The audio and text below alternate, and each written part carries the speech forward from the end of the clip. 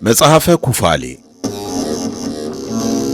ሕጉና ትእዛዙ የተጻፈባቸውን ሁለቱን የዕንቁ ጽላት ይቀበል ዘንድ እግዚአብሔር ሙሴን ወደ ተራራው ራስ ውጣ እንዳለው በወጣ ጊዜ በደብረ ሲና ለሙሴ እንደነገረው በዚህ ዓለም በሚመላለሱት ዘመኖች ሁሉ 7 ተብለው የሚቆጠሩ የዘመኖችን ሥራ ለማወቅ አምልኮቱና ሕጉ የሚነገሩባቸውን የዘመኖችን አከፋፈል የሚናገር መጽሐፍ ይህ ነው።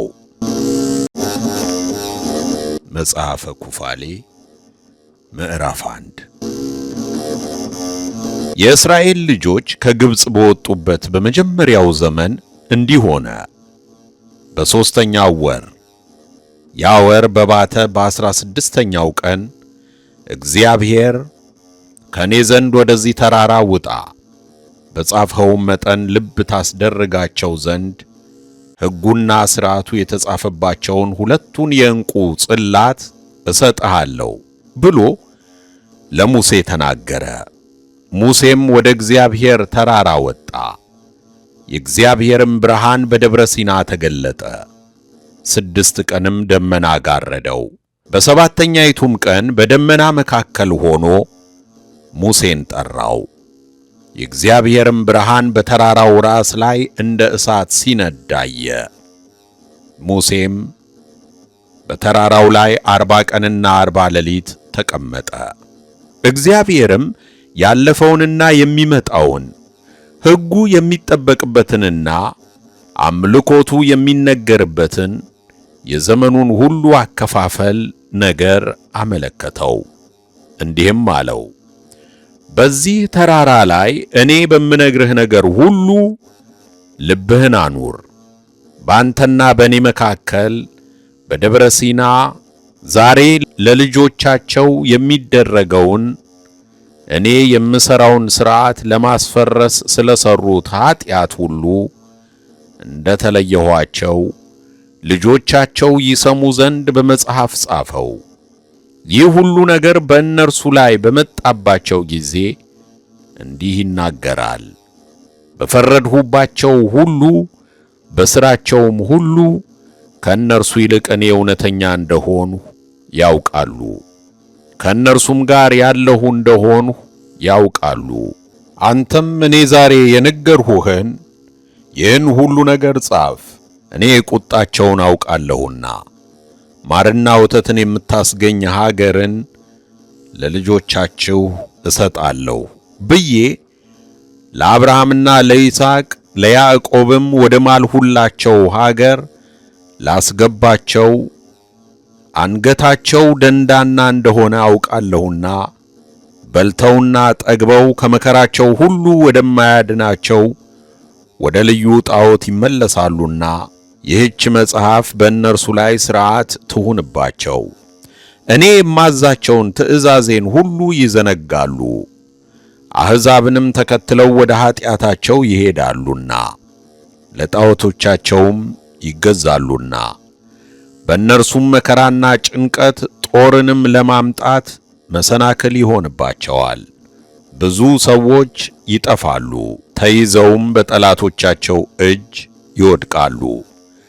ሥርዓቴንና ትእዛዜን የቃል ኪዳኔንም በዓላት ሰንበትንም በመካከላቸውም የለየሁትን ቅድሳቴን ስሜ በእነርሱ ይጠራ ዘንድ ያድርበትም ዘንድ በምድር መካከል ያከበርሁትን ድንኳኔንና መቅደሴን ትተዋልና በዓላትን መስገጃ ዛፍንና ጣዖትን ሰርተው ለመሳት እየራሳቸው ይሰግዳሉ።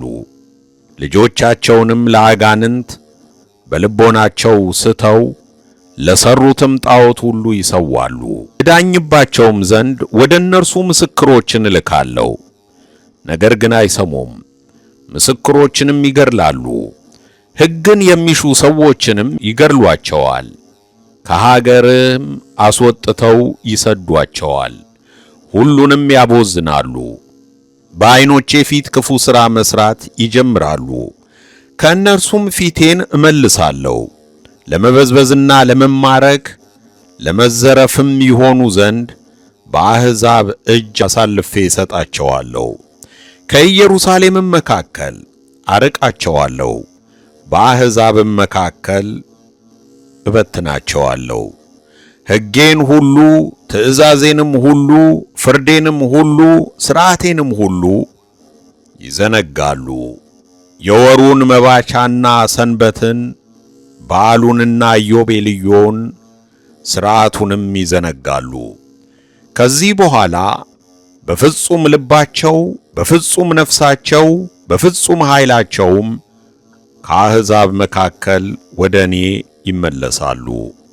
እኔም ከአሕዛብ ሁሉ መካከል እሰበስባቸዋለሁ፣ እገለጥላቸው ዘንድ ይፈልጉኛል። በፍጹም ልባቸውና በፍጹም ነፍሳቸው በፈለጉኝ ጊዜ እኔ በእውነት ብዙ ሰላምን እገልጥላቸዋለሁ። በፍጹም ልቤና በፍጹም ነፍሴ ወደ ቀና ሕግ መልሳቸዋለሁ። ለበረከት ይሆናሉ፣ ለመርገምም አይደለም። ራስ ይሆናሉ፣ ጅራትንም አይደለም።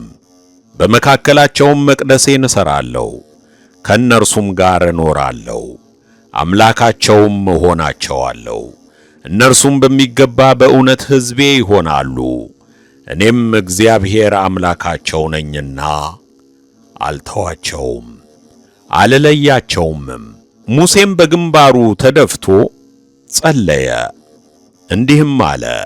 አቤቱ አምላኬ በልቦናቸው ስህተት ይሄዱ ዘንድ ርስትህ የሆኑ ወገኖችህን አትተው፣ ይገዟቸው ዘንድ አንተንም እንዲበድሉ ያደርጓቸው ዘንድ በጠላቶቻቸው በአሕዛብ እጅ አትጣላቸው። አቤቱ ይቅርታህ በወገኖችህ ላይ ከፍ ከፍ ይበል፣ የቀና ልቡናንም ፍጠርላቸው። በፊትህ ለማጣላት ከባለሟልነትህም ይጠፉ ዘንድ ከእውነተኛ ሥራ ሁሉ ለማሰነካከል የዲያብሎስ መንፈስ አይሰልጥንባቸው። እነርሱስ በታላቅ ኃይልና ከግብፅ ሰዎች እጅ ያዳንሃቸው ወገኖችህና ማደሪያዎችህም ናቸው። ንጹሕ ልብንም ፍጠርላቸው፣ የተቀደሰ መንፈስንም አሳድርባቸው። ከዛሬ ጀምሮ እስከ ዘላለም ድረስ በኀጢአታቸው አይሰነካከሉ። እግዚአብሔርም ሙሴን እንዲህ አለው፣ እኔ ክርክራቸውንና ሐሳባቸውን አውቃለሁ። አንገታቸው ደንዳና ነው። ኀጢአታቸውንና የአባቶቻቸውንም ኀጢአት እስኪያውቁ ድረስ አይሰሙም። ከዚህ በኋላ በፍጹም ቅንነት በፍጹም ልቡናና በፍጹም ሰውነት ወደ እኔ ይመለሳሉ። የልቦናቸውን ቁላፍነትና የዘራቸውን ልቡና ቁላፍነት እቆርጣለሁ፣ ንጹሕ ልቡናንም እፈጥርላቸዋለሁ። ከዚያች ቀን ጀምሮ እስከ ዘላለም ድረስ እኔን ከመከተል ወደ ኋላ እንዳይመለሱ አነጻቸዋለሁ። ልቦናቸውም እኔን ትከተላለች፣ ትእዛዜንም ሁሉ ይፈጽማሉ። አባት እሆናቸዋለሁ፣ እነርሱም ልጆች ይሆኑኛል። ሁሉም የሕያው አምላክ ልጆች ይባላሉ። መልአክ ሁሉ ሰውም ሁሉ ያውቃቸዋል፣ እነርሱ ልጆቼ እንደሆኑ እኔም በሚገባ በእውነት አባታቸው እንደሆንኩ እንደምወዳቸውም ያውቋቸዋል።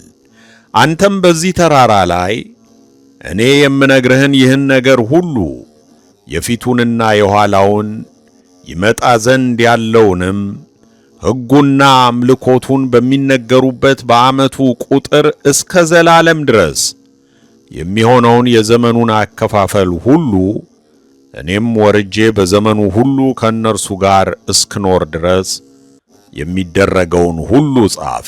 መልአከ ገጹንም እንዲህ አለው፣ ዓለም ከተፈጠረ ጀምሮ ለዘላለም የሚመሰገንበትን ቤተ መቅደስ በመካከላቸው እስኪሰራ ድረስ እግዚአብሔርም በሁሉ እስኪታይ ድረስ የሚሆነውን ለሙሴ ጻፍለት።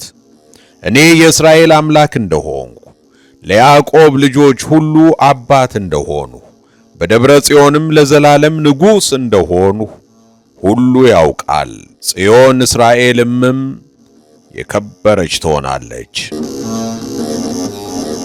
መጽሐፈ ኩፋሌ ምዕራፍ 2 በእስራኤል ሰራዊት ፊት የሚሄድ መልአከ ገጹም የዘመኖች አከፋፈል የተጻፈበትን ጽላት ያዘ።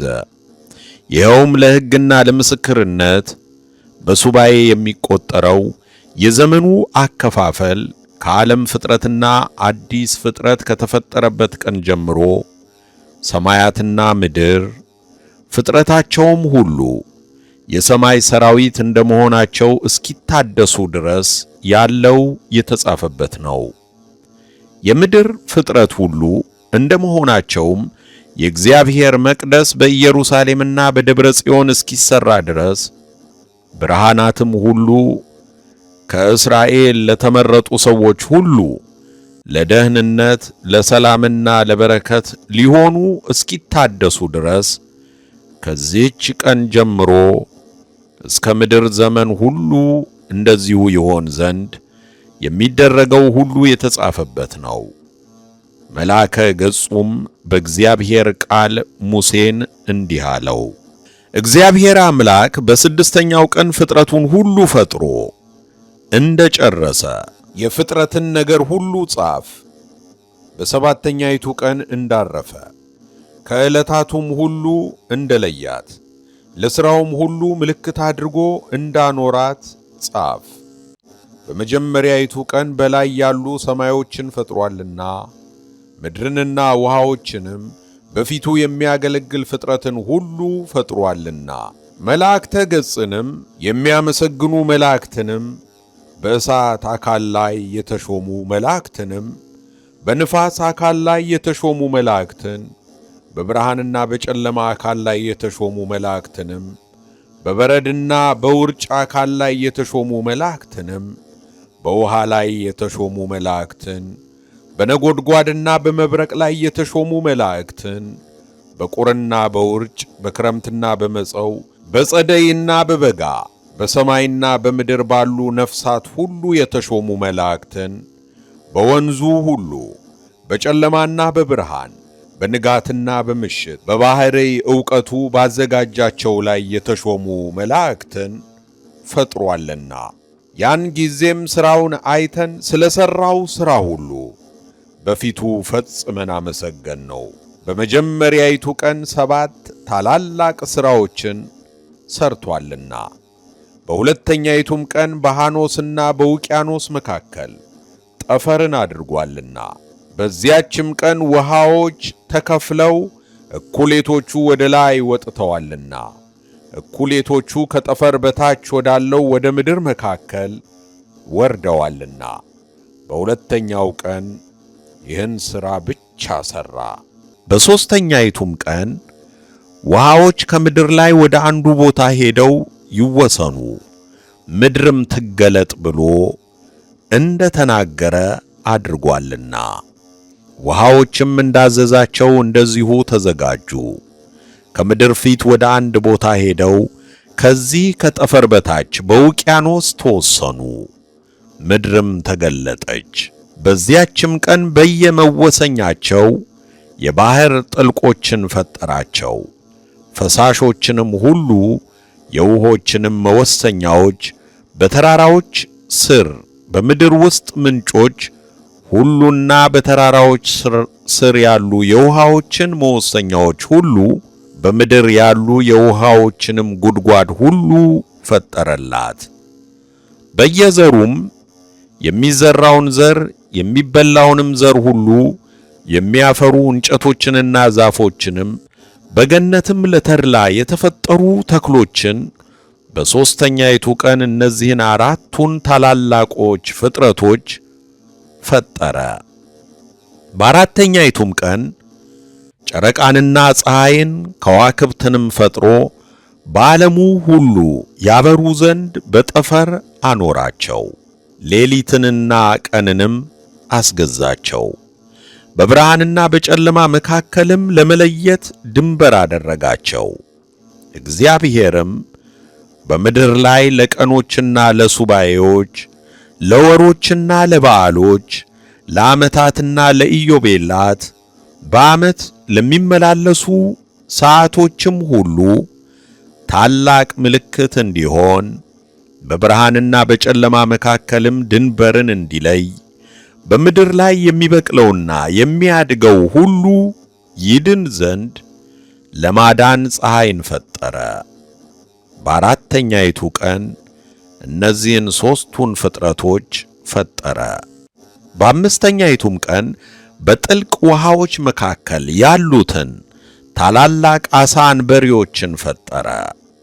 ይህ ሁሉ መጀመሪያ በእጁ ተፈጥሮአልና ሥጋዊ ደማዊ ሁሉ፣ በውሃዎችም ውስጥ የሚመላለስ ፍጥረት ሁሉ፣ ዓሣዎችና የሚበሩ ወፎች ሁሉ፣ ወገኖቻቸውም ሁሉ ተፈጥረዋልና ፀሐይም ሕይወት ሊሆናቸው በእነርሱ ላይ ወጥቶአልና በዚህ ዓለም የሚኖር ፍጥረትና በምድር በሚበቅለው ሁሉ ላይ በሚያፈራውም እንጨት ሁሉ ላይ በሥጋዊ ደማዊ ሁሉ ላይ ወጥቶአልና በአምስተኛይቱ ቀን እነዚህን ሦስቱን ፍጥረታት ሁሉ ፈጠረ። በስድስተኛይቱም ቀን እንስሳትንና አራዊትን ሁሉ በምድር ላይ የሚመላለሰውንም ፍጥረት ሁሉ ፈጠረ። መጽሐፈ ኩፋሌ ምዕራፍ 3 ከዚህ ሁሉ በኋላ ሰውን ፈጠረ፣ ወንድና ሴት አድርጎ ፈጠራቸው።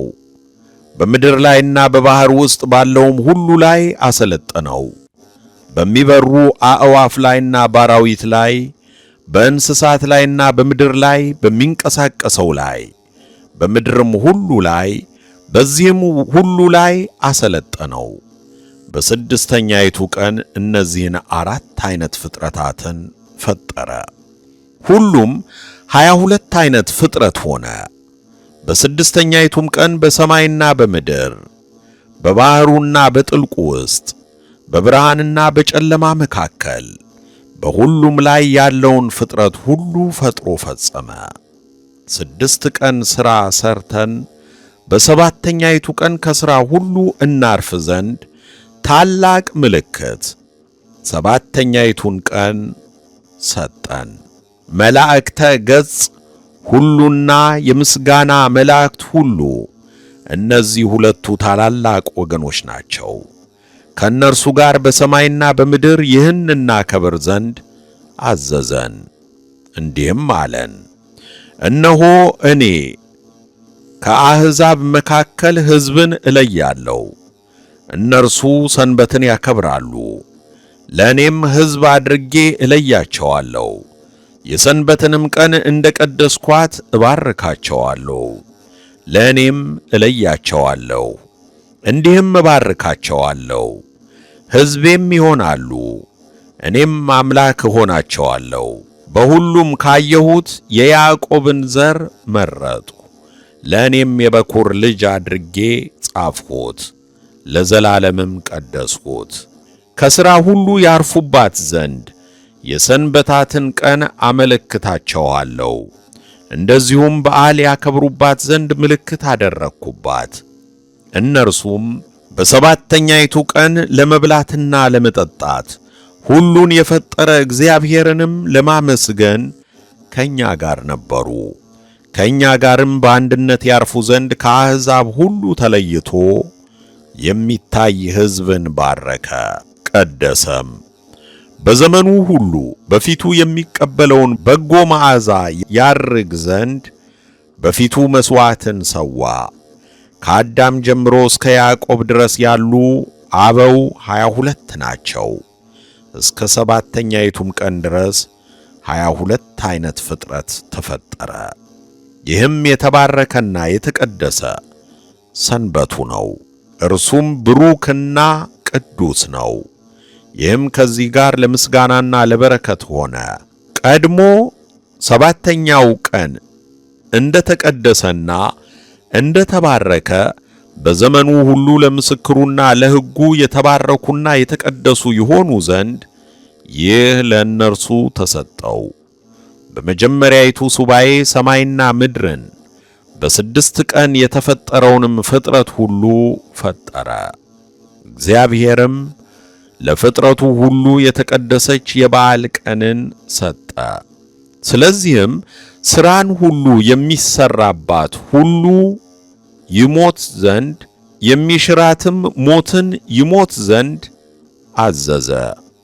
አንተም የእስራኤልን ልጆች እዘዛቸው፣ እነርሱም እንዲያከብሯት፣ ሥራንም ሁሉ እንዳይሰሩባት እንዳይሽሯትም ያችን ዕለት ይጠብቁ። ከዕለታት ሁሉ እርሷ የተቀደሰች ናትና። የሚያረክሳትም ሁሉ ሞትን ይሞት፣ ሥራንም የሚሠራባት ሁሉ ለዘላለም ሞትን ይሞት። የእስራኤልም ልጆች ከምድር እንዳይጠፉ በትውልዳቸው ይህችን ቀን ይጠብቁ። የተባረከችና የተቀደሰች ናትና። የሚጠብቃት ሰው ሁሉ ከሥራውም ሁሉ የሚያርፍባት ሰው በዘመኑ ሁሉ እንደኛ የተቀደሰና የተባረከ ይሆናል። ለእስራኤል ልጆች የዚህችን ቀን ፍርድ አስረድተህ ንገር፣ ያክብሯትም። የማይገባ ሥራን ለመሥራትም የተዘጋጁ እንዳይሆኑ በልቦናቸው ስህተት አይተዋት። የሚታየውን ፈቃዳቸውንም በእርሷ ለማድረግ የሚበላውንና የሚጠጣውን ሁሉ ያዘጋጁባት ዘንድ ውሃንም ለመቅዳት በአደባባያቸውም ሸክሙን ሁሉ ለማግባትና ለማውጣት እነርሱ በ6 ቀን በቤታቸው ያላዘጋጁትን ሥራ አይስሩ። በኢዮቤልዩ ከሚቆጠር ቀን ሁሉ ተለይታ የከበረች ናትና በዚህች ቀን ከቤት ወደ ቤት አይውጡባት አይግቡባትም። በምድር ዕረፍት ያደርጉባት ዘንድ ለሥጋዊ ሁሉ ሳይታወቅ እኛ በሰማያት ዕረፍትን አደረግንባት። የሁሉ ፈጣሪም ባረካት። ከእስራኤልም ብቻ በቀር በእርሷ ዕረፍት ለማድረግ አሕዛብን ሁሉ አልመረጠም። ነገር ግን በልቶና ጠጥቶ በምድር ዕረፍትን ሊያደርግባት ለእርሱ ብቻ ሰጠው። ከቀኑ ሁሉ ተለይታ ለበረከትና ለቅድስና ለማመስገኛም ልትሆን ይህችን ቀን የፈጠረ የሁሉ ፈጣሪ ባረካት። ይህ ሕግ ይህም ምስክር ለእስራኤል ልጆችና ለትውልዶቻቸውም ለዘላለም ሥርዓት ሆኖ ተሰጠ። መጽሐፈ ኩፋሌ ምዕራፍ 4 በሁለተኛው ሱባኤ በስድስቱ ቀናት በእግዚአብሔር ቃል አራዊትን ሁሉ፣ እንስሳትን ሁሉ፣ አእዋፍን ሁሉና በምድር የሚንቀሳቀሰውን ፍጥረት ሁሉ፣ በውሃውም ውስጥ የሚንቀሳቀሰውን ፍጥረት ሁሉ በየወገናቸውና በየመልካቸው ወደ አዳም አመጣን። በመጀመሪያይቱ ቀን አራዊትን፣ በሁለተኛይቱ ቀን እንስሳትን፣ በሦስተኛይቱ ቀን አእዋፍን፣ በአራተኛው ቀን በምድር ላይ የሚንቀሳቀሰውን ሁሉ፣ በአምስተኛይቱም ቀን በውሃ ውስጥ የሚንቀሳቀሰውን ሁሉ። አዳምም ሁሉን በየስማቸው ጠራቸው። ስማቸውም አዳም እንደጠራቸው እንዲሁ ሆነ። በእነዚህም በአምስቱ ቀኖች አዳም እነዚህን ሁሉ በምድር ያለውንም ፍጥረት ሁሉ ሴትና ወንድ ሆነው ያይ ነበር። እርሱ ግን ብቻውን ነበር። እንደ እርሱ ያለ ረዳትንም ለራሱ አላገኘም ነበር። እግዚአብሔርም ለእኛ እንዲህ አለን፣ አዳም ብቻውን ይኖር ዘንድ መልካም አይደለም። ነገር ግን እንደ እርሱ ያለ ረዳት እንፍጠርለት። አምላካችን እግዚአብሔርም በእርሱ ላይ እንቅልፍን አመጣበት፣ እርሱም ተኛ። ከአጥንቶቹም መካከል አንድ አጥንት ወስዶ ሴትን ፈጠራት። ይህችም ጎን ከአጥንቶች መካከል የሴት መገኛ ናት። ስለ እርሷም ፋንታ ሥጋን ሞላ፣ ሴትም አድርጎ ፈጠራት። አዳምንም ከእንቅልፉ አነቃው። አዳምም በስድስተኛይቱ ቀን ከእንቅልፉ ነቅቶ በተነሳ ጊዜ ወደ እርሷ አመጣት፣ አወቃትም። እርሱም ከእኔ ከባሏ ተገኝታለችና ይህች አጥንት ከአጥንቴ ሥጋም ከሥጋዬ ናት፣ እርሷም ሚስት ትሁነኝ አላት። ስለዚህ ባልና ሚስት አንድ አካል ይሆናሉ።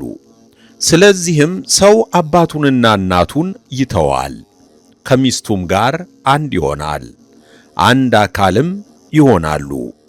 በመጀመሪያይቱ ሱባዔ አዳም ተፈጠረ፣ ሚስቱም የተገኘችበት ጎኑ ተፈጠረ። በሁለተኛይቱም ሱባዔ እርሷን አሳየው። ስለዚህም በሕርስ ጊዜ ለወንድ ልጅ 1 ሱባዔ ለሴት ልጅ 2 ሱባዔ የመጠበቅ ትእዛዝ ተሰጠ። በተፈጠረባት ምድር ለአዳም 40 ቀን ከተፈጸመለት በኋላ ያበጃትና ይጠብቃት ዘንድ ወደ ኤዶም ገነት አስገባ ነው። ሚስቱንም በ80ኛው ቀን አስገባናት። ከዚህ በኋላ ወደ ኤዶም ገነት ገባች። ስለዚህ ለምትወልድ ሴት በጽላተ ሰማይ ሥርዓት ተጻፈ። ወንድ ልጅ ብትወልድ እንደ መጀመሪያው 7 ቀን በአራስነቷ 7 ቀን ትቆያለች። 33 ቀንም በመንጻቷ ደም ትቆያለች። የተቀደሰውን ሁሉ አትንካ። ለወንድ ልጅ የታዘዘውን ይህን ቀን እስክትፈጽም ድረስ ወደ ቤተ መቅደስ አትግባ። ሴት ልጅ ብትወልድ እንደ መጀመሪያዎቹ 2 ሱባዔያት በአራስነቷ 2 ሱባዔያት ትቆያለች። 66 ቀንም በመንጻቷ ደም ትቆያለች። ሁሉም 80 ቀኖች ይሆናሉ። እነዚህንም 80 ቀኖች ከፈጸመች በኋላ ገነት ከምድር ሁሉ የተቀደሰች ናትና በውስጧም የበቀለው እንጨት ሁሉ የተቀደሰ ነውና ወደ ኤዶም ገነት አገባናት። ስለዚህም ወንድ ልጅና ሴት ልጅ ለምትወልድ ሴት የእነዚህ ቀኖች ሥርዓት ተሠራ። ለወንድ ልጅና ለሴት ልጅ የታዘዙ እነዚህ ቀኖች እስኪፈጸሙ የተቀደሰውን ሁሉ አትንካ፣ ወደ መቅደስም ሁሉ አትግባ። እስራኤልም በዘመኑ ሁሉ ይጠብቁት ዘንድ የተጻፈው ሕግና ሥርዓት ይህ ነው። በመጀመሪያው ኢዮቤልዩ በመጀመሪያው ሱባዔ አዳምና ሚስቱ በኤዶም ገነት 7 ዓመት ሲሰሩና ሕጉን ሲጠብቁ ኖሩ።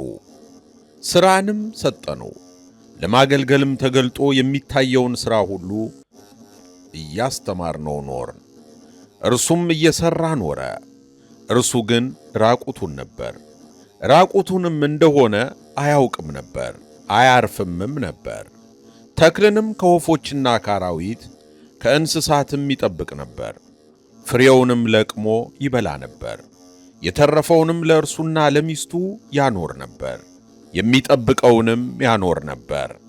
7ቱን ዓመት ጠንቅቆ ቆጥሮ በዚያ የፈጸማቸው የ7ቱ ዓመት ፍጻሜ ባለቀ ጊዜ በሁለተኛው ወር በ17ኛው ቀን እባብ መጥቶ ወደ ሔዋን ቀረበ። እባቡም ሔዋንን በገነት ካሉ ዛፎች ፍሬ ሁሉ እግዚአብሔር ከእርሱ አትብሉ ብሎ አዟችኋልን? አላት። እርሷም እንዲህ አለችው፣ እግዚአብሔር በገነት ካለ ዛፍ ፍሬ ሁሉ ብሉ፣ በገነት መካከል ካለ ዛፍ ፍሬ ግን አትብሉ፣ እንዳትሞቱም አትንኩ አለን። እባብም ሔዋንን ከእርሱ በምትበሉበት ቀን ዓይኖቻችሁ እንደሚበራ አማልክትም እንደምትሆኑ ክፉንና በጎውን እንደምታውቁ እግዚአብሔር ያውቃልና ነው እንጂ ሞትን የምትሞቱ አይደለም አላት። ሔዋንም ዛፉ ያማረ እንደሆነ ለማየትም ደስ የሚያሰኝ ፍሬውም ለመብላት የሚያስጎመጅ እንደሆነ ባየች ጊዜ ከእርሱ ወስዳ በላች። ኀፍረቷንም በቀደመው በበለሱ ቅጠል ሸፈነች። ለአዳምም ሰጠችውና በላ። ዓይኖቹም አዩ። ራቁቱንም እንደሆነ ባየ ጊዜ የበለስ ቅጠል ወስዶ ሰፋ፣ ግልድም አድርጎም ኀፍረቱን ሸፈነ። እግዚአብሔርም እባቡን ረገመው፣ ለዘላለምም ፈረደበት። ሔዋንንም የእባቡን ቃል ሰምታ በልታለችና ፈረደባት። ሐዘንና ጣርሽን ፈጽሜ አበዛዋለሁ፣ በሐዘን ልጆችን ውለጂ፣ መመለሻሽም ወደ ባልሽ ይሁን፣ እርሱም ይግዛሽ አላት። አዳምንም የሚስትህን ቃል ሰምተህ ከእርሱ እንዳትበላ ካዘዝኩ ከዚህ ዛፍ በልተሃልና ባንተ ምክንያት ምድር የተረገመች ትሁን፣ እሾህና አሜኬላ ይብቀልብህ። አንተ ከምድር ተገኝተሃልና ወደ ምድርም ትመለሳለህና ከእርሷ ወደ ተገኘህባት ወደ ምድር እስክትመለስ ድረስ በፊትህ ወዝ እንጀራን ብላ አለው። የቁርበት ልብስንም አደረገላቸው አለበሳቸውም፣ ከኤዶም ገነትም አሰናበታቸው። መጽሐፈ ኩፋሌ ምዕራፍ 5። በዚያችም ቀን አዳም ከኤዶም ገነት ሲወጣ ለበጎ መዓዛ ነጭ ዕጣን፣ ቅንዓትና ልባንጃ፣ ስምቡልም ኀፍረቱን በሸፈነበት ቀን በጠዋት ፀሐይ ሲወጣ አጠነ። በዚያችም ቀን የአራዊትና የእንስሳት ሁሉ የሚመላለሰውና የሚንቀሳቀሰው የወፎቹም ሁሉ አፍ ከመናገር ተከለከለ። ከዚያ አስቀድሞ አንዱ ከአንዱ ጋር በአንድ አነጋገርና በአንድ ቋንቋ ይናገሩ ነበርና። በኤዶም ገነት የነበረውንም ሥጋዊ ሁሉ ከኤዶም ገነት አሰናበተ። ሥጋ ለባሹ ሁሉም በየወገናቸውና በየተፈጥሯቸው ወደ ተፈጠረላቸው ቦታ ተበተኑ። ለአዳም ብቻ ከአራዊትና ከእንስሳት ሁሉ ተለይቶ ኀፍረቱን ይሸፍን ዘንድ ልብስን ሰጠው። ስለዚህም የሕግን ሥርዓት በሚያውቁ ሰዎች ሁሉ ላይ ኀፍረታቸውን እንዲሰውሩ እንጂ አሕዛብም እንደሚገለጡ እንዳይገለጡ በሰማይ ጽላት ታዘዘ። በአራተኛው ወር መባቻ አዳምና ሚስቱ ከኤዶም ገነት ወጥተው በተፈጠሩባት ምድር በኤልዳ ምድር ኖሩ። አዳምም የሚስቱን ስም ሔዋን አላት። እስከ መጀመሪያው ኢዮቤልዩም ድረስ ልጅ አልነበራቸውም። ከዚህ በኋላ በግብር አወቃት። እርሱ ግን በኤዶም ገነት እንደ ተማረ ምድርን ያርሳት ነበር። በሦስተኛው ሱባኤ በሁለተኛው ኢዮቤልዩ ቃየንን ወለደች። በአራተኛውም ሱባኤ አቤልን ወለደችው። በአምስተኛው ሱባኤ ልጇን አዋንን ወለደቻት። እግዚአብሔር ከአቤል እጅ መሥዋዕትን ተቀብሎአልና ከቃየን እጅ ግን መሥዋዕቱን አልተቀበለምና በሦስተኛው ኢዮቤልዩ መጀመሪያ ቃየን አቤልን ገደለው፣ በምድረ በዳም ገደለው። ስለተገደለም እየተካሰሰ ደሙ ከምድር እስከ ሰማይ ጮኸ። እግዚአብሔርም ስለገደለው ስለ አቤል ቃየንን ዘለፈው። ስለ ወንድሙ ስለ አቤል ደም በምድር ላይ ተቅበዝባዥ አደረገው፣ በምድርም ረገመው። ስለዚህ ወንድሙን በተንኮል የሚገድል ሰው የተረገመ እንደሆነ በሰማይ ጽላት ተጻፈ። ያዩም ሁሉ ይሁን አሉ። አይቶም ያልተናገረ ሰው እንደ እርሱ የተረገመ ይሁን። ስለዚህም እኛ በሰማይ በምድር በብርሃንና በጨለማ በሁሉም የሚደረገውን ኀጢአት ሁሉ በአምላካችን እግዚአብሔር ፊት እንናገር ዘንድ መጣን አሉ። አዳምና ሚስቱም ስለ አቤል 4 የዘመን ሱባኤ እያለቀሱ ኖሩ። አዳምም በአምስተኛው ሱባኤ በአራተኛው ዓመት ደስ አለው። ዳግመኛ ሚስቱን በግብር አወቃት፣ ወንድ ልጅም ወለደችለት። ቃየን ስለገደለው ስለ አቤልም እግዚአብሔር በምድር ሌላ ዘር አስነስቶልናል ብሏልና ስሙን ሴት አለው። በስድስተኛው ሱባኤ ልጁን አዙራን ወለዳት። ቃየንም እህቱ አዋንን ሚስት ትሆነው ዘንድ አገባት። በአራተኛውም ኢዮቤልዩ መጨረሻ ኤኖህን ወለደችለት። በአምስተኛው ኢዮቤልዩ በመጀመሪያው ሱባኤ በአንደኛው ዓመት በምድር ቤቶች ተሰሩ። ቃየንም ከተማ ሠራ፣ ስሟንም በልጁ በኤኖህ ስም ጠራት። አዳምም ሚስቱን ሔዋንን በግብር አወቃት። ዳግመኛም 9 ልጆችን ወለደችለት።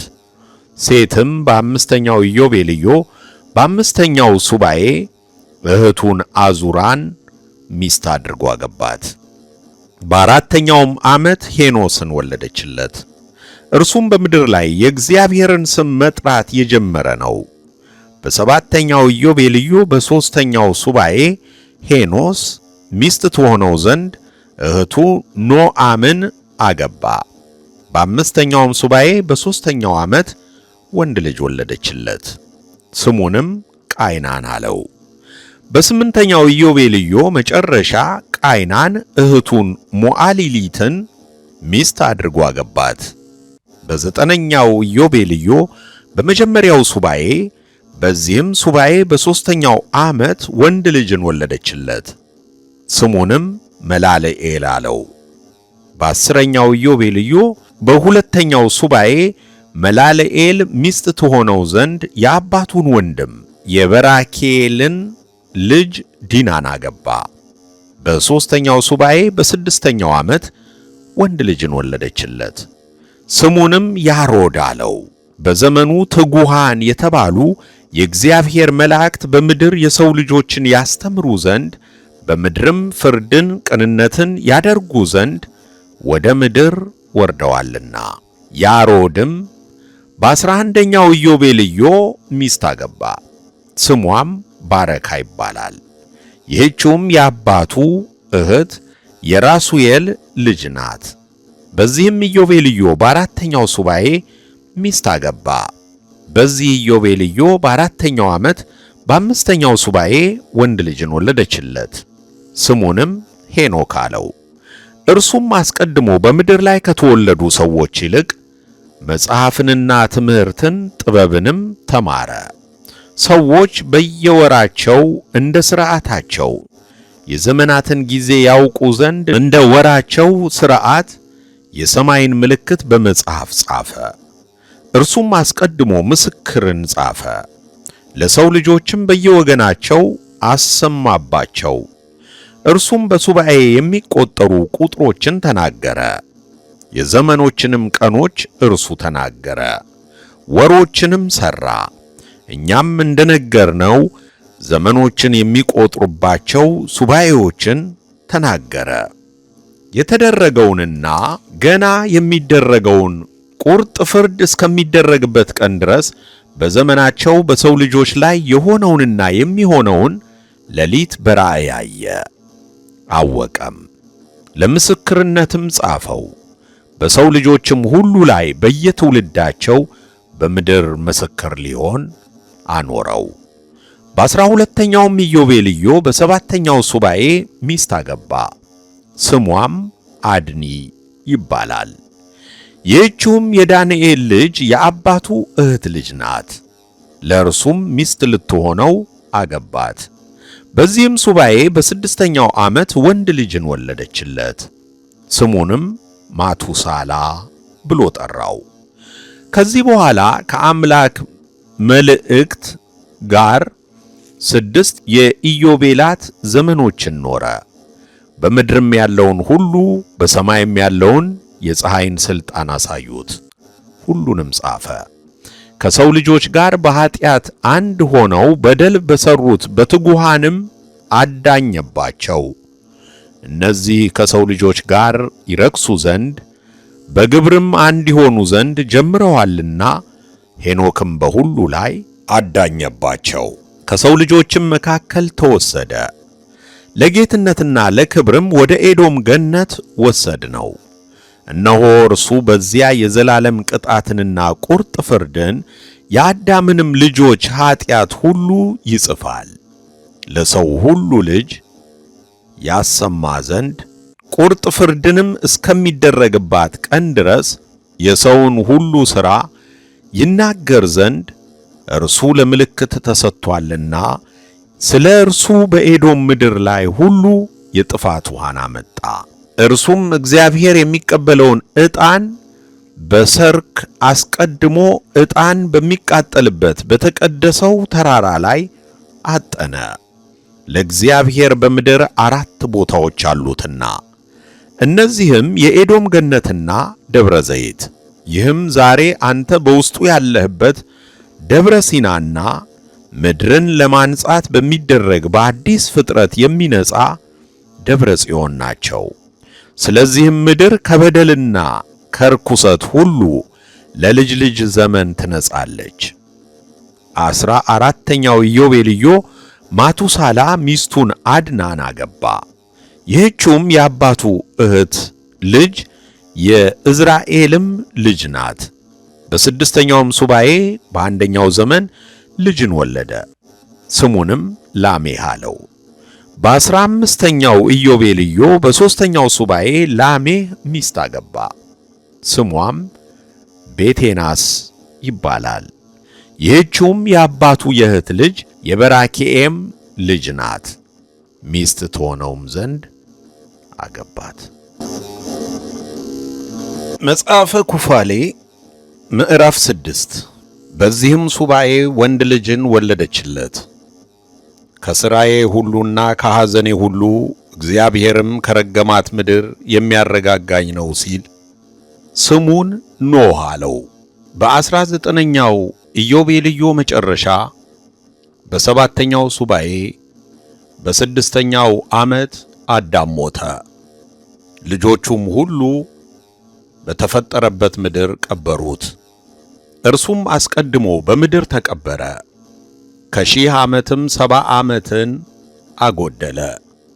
ይህችውም በሰማይ ምስክር እንደ አንዲት ቀን ነበረች። ከእርሱ በምትበሉበት ቀን ትሞታላችሁ ተብሏልና። ስለዚህ ዕውቀትን የሚያሳውቅ ዕፅን ስለበላ ተጻፈ። በእርሷ ሞቷልና ስለዚህ ነገር የአንዲቱን ቀን ዓመቶች አልጨረሰም። በዚህ ኢዮቤልዩ መጨረሻ ከ1 ዓመት በኋላ ቃየን ሞተ። ቤቱ በላዩ ተናደ፣ በቤቱም ውስጥ በድንጋዮች ሞተ። አቤልን በድንጋይ ገድሎታልና በእውነት ፍርድ በድንጋይ ሞተ። ስለዚህ ሰው ባልንጀራውን በሚገድልበት መሳሪያ ይሞት ዘንድ እንዳቆሰለውም ያቆስለው ዘንድ በሰማይ ጽላት ተጻፈ። በ25ኛው ኢዮቤልዩ ኖህ ሚስት አገባ። ስሟም አምዛራ ይባላል። ይህችውም የእህቱ ልጅ የራዚኤል ልጅ ናት። ሚስትም ልትሆነው አገባት። በመጀመሪያም ዓመት በ5ኛው ሱባኤ በ3ኛው ዓመት ሴምን ወለደችለት። በ5ኛውም ዓመት ካምን ወለደችለት። በመጀመሪያው ዓመት በ6ኛው ሱባኤ ያፌትን ወለደችለት። የአዳም ልጆች በምድር ላይ ይበዙ ዘንድ በጀመሩ ጊዜ እንዲህ ሆነ። ሴቶች ልጆች ተወለዱላቸው። የእግዚአብሔር መላእክትም በዚህ ኢዮቤልዩ በአንዲቱ ዓመት እነዚህን አዩአቸው። እነዚያ ላዩአቸው መልከ መልካሞች ነበሩና ከመረጧቸው ሁሉ ሚስቶች ሊሆኗቸው ወሰዷቸው። ወንዶች ልጆችንም ወለዱላቸው። እነዚህም ራእይት ናቸው። ኀጢአትም በምድር ላይ በዛች።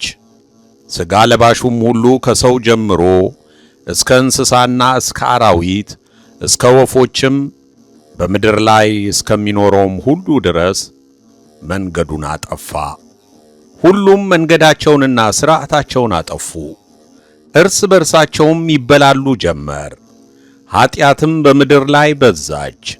የሰዎችም ሁሉ ሐሳብ በዘመኑ ሁሉ እንዲህ ክፉ ሆነ። እግዚአብሔርም ምድርን ተመለከታት፣ እነሆም ጠፍታ ነበር። ሰውም ሁሉ ሥርዓቱን አጠፋ። ሁላቸውም በምድር ላይ ያለውን ሁሉ በምድር ላይ የፈጠረውን የሥጋ ወገንን ሁሉ አጠፋዋለሁ አለ። ኖህ ብቻ በእግዚአብሔር ፊት ባለሟልነትን አገኘ። ወደ ምድር በሰደዳቸው መላእክት ግን ተቆጣ። ከሥልጣናቸውም ለይቶ ፈጽሞ ያጠፋቸው ዘንድ አዘዘ። በምድር ጥልቅ ውስጥም አስረን እናግዛቸው ዘንድ አዘዘን። እነርሱም እነሆ በመካከላቸው ተግዘዋል፣ ብቻቸውንም ነበሩ። ከፊቱም በሰይፍ ያጠፏቸው ዘንድ ከሰማይ በታችም ያርቃቸው ዘንድ በልጆቻቸው ላይ ቃል ወጣ። እነርሱ ሥጋውያን ናቸውና መንፈሴ በሰው ላይ ለዘላለም አያድርም፣ ዕድሜያቸውም 120 ዓመት ይሁን አለ። እያንዳንዳቸውም ባልንጀሮቻቸውን ይገድሉ ዘንድ በመካከላቸው ሰይፍን ሰደደ። ሁሉም በሰይፍ እስኪጠፉ ድረስ አንዱ ሌላውን ይገድል ዘንድ ጀመሩ፣ ከምድርም ጠፉ። አባቶቻቸው ግን ይመለከቱ ነበር። ከዚህ በኋላ መንገዳቸውን ባፋለሱ ሁሉ ላይ ፍርድ ሊሆን እስከ ታላቋ የፍርድ ቀን ድረስ በምድር ጥልቅ ውስጥ ተጋዙ። ሥራቸውም በእግዚአብሔር ፊት ነው። ከቦታቸውም ሁሉን አጠፋ። በኀጢአታቸውም ሁሉ ያልተፈረደበት ከእነርሱ አንድ ስንኳ አልቀረም። በፍጥረታቸው ሁሉ እስከ ዘላለም ድረስ እንዳይበድሉ ሁሉም በየወገኑ በዘመኑ ሁሉ የጽድቅ ሥራን እንዲሠራ ለፍጥረት ሁሉ አዲስና እውነተኛ ፍጥረትን ፈጠረላቸው። የሁሉም ቅጣት ተዘጋጀ። በሰማይም ጽላት ያለ ዓመፃ ተጻፈ። ሁሉም ጸንተው ይኖሩባት ዘንድ ከተሰራችላቸው ሥርዓታቸው የወጡ ናቸው። ጸንተው ባይኖሩባትም ለፍጥረት ሁሉ ለየወገኑም ሁሉ ፍርድ ተጻፈ። በሰማይና በምድር በብርሃንና በጨለማ በሲኦልና በጥልቅም በጨለማም ምንም የለም። ፍርዳቸውም ሁሉ ተዘጋጀ፣ የተቀረጸና የተጻፈም ነው።